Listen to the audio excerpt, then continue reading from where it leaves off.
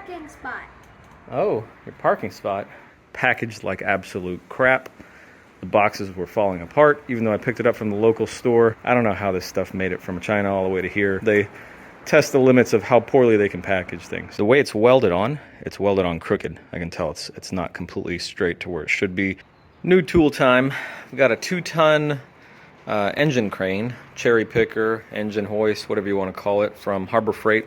Not the small 1-ton, but the larger 2-ton unit. Don't think I really need the weight capacity, but the main reason I got the 2-ton is so that I can put the engine crane up against this side of the truck, because obviously I don't have a lot of room up front, and I'm on purposely flattened tires so I don't feel like rolling this thing around. I'm hoping, and just by measuring, I think it'll work fine, that I'll be able to snug the engine crane up against this fender without touching or damaging it, and have enough length on the 1/2-ton setting, which is all the way extended on the boom, to be able to drop down, put some bolts and the chain into the top of the engine block and lift it up out of there.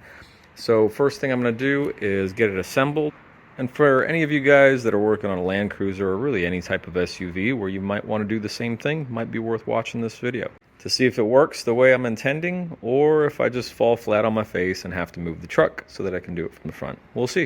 If it's first time joining, thank you for watching the channel. Make sure to subscribe below for more content like this. Check out the other content. There's tons of good Land Cruiser 80 series, 200 series, and content about boats and Merc Cruisers, Volvo Pentas, things like that as well.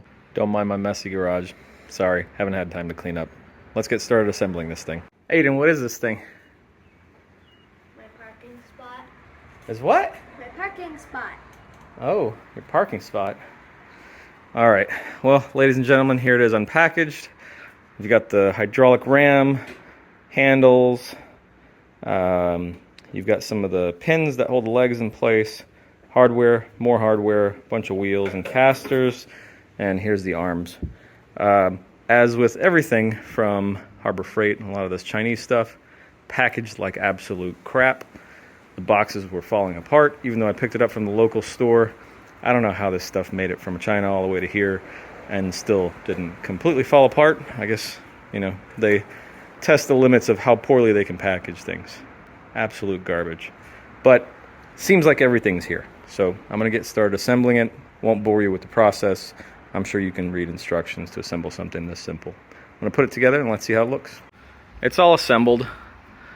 I was missing in the package, let me see, missing 2 of the bolts that held the larger casters on. The larger casters are at these 2 corners and those 2 corners. And then I had extra bolts for the smaller casters that go in the middle part. So I was missing a little bit of hardware, but made it work. I had some spare hardware in the drawer. Overall, not terrible. Also, the other thing, this strap here and this one right here ended up being about that far too short, and I'll tell you exactly why after I had a chance to look everything over. That bar right there, that one that goes across, the way it's welded on crooked. I can tell it's not completely straight to where it should be compared to the rest of the assembly. So that bar there, it's tilted this way a little bit. So it has this entire thing pulling forward a little bit. And because of that, these bolt holes were not lining up. The strap hole was somewhere down here, about 1 inch off. Not a small amount, a very large amount off. So the only way I can get it to work, which is fine for my purposes, it's not perfect, but for $299 for a 2-ton lift, who can complain? The only way I got it to work is loosen those 2 down there, those 2 fasteners that hold this beam onto that brace, that cross brace, loosen those. Then get these bolts right here all the way through and thread it on, just started. And then go back and tighten those 2, and then tighten the bolts on these straps. So essentially it ended up stretching these straps just a little bit, and I think it bent that plate just a little bit. So it took a little bit of the misfitment on that plate and a little bit of it on the straps. Whatever, it works, it's functional. If you look at it now, you wouldn't be able to tell, but it was a little bit of pain in the ass. The other thing, there is absolutely not any good instructions. There's some diagrams, there's probably 8 different kinds of lengths and girths of these large bolts, and it doesn't tell you where they go. I lined up all the different bolts and counted how many of which one there are, made a best educated guess as far as where they all went. Had to swap them around a couple of times. Overall, they all ended up in the right place, but it would have been nice if the instructions told you with a little bit more certainty where all that stuff goes. So everything's back together, assembled. Let's get it over to the truck and see if I've got enough length to get to the middle of the engine bay. I've got a whole bunch of the stuff in the way right there, as you can see, and don't really feel like moving everything right now to see if this boom gets to the middle of the engine bay. So what I'm gonna do is measure from the chain all the way up to right here, so I can get the length of that, and then measure from the fender flare over to the other, to the center of the engine bay. So from here, from that bolt where the chain is, to just about right here is right at 48 inches, so 4 feet. Let's take this over here.